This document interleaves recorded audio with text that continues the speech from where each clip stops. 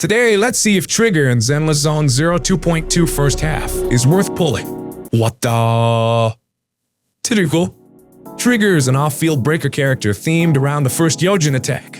When it first released, people even called it an Nikkei-style Zenless Zone 0 character.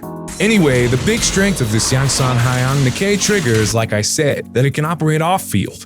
This off-field trigger breaking works without even switching them and giving sub-dealer and breaking automatically. And it also provides buffs as part of its kit. But Trigger's damage is basically inward damage, so don't expect too much. Just think of it as support. The gameplay is super simple. Down, down, down, down. Bang, swap. After that, it keeps buffing and doing sub-dealer until the gauge runs out. When the gauge ends, just repeat again.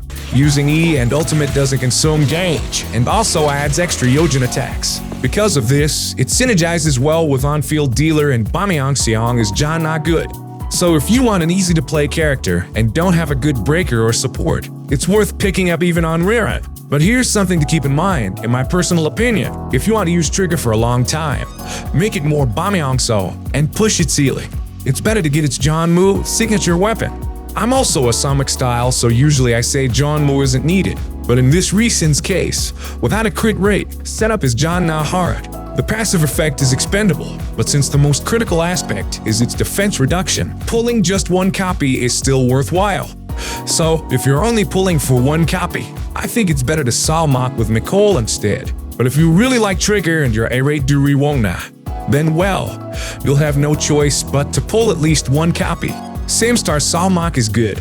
If you're also planning to use Seed, then it's even more recommended. So if you're planning on pulling Seed, it's worth considering Trigger too.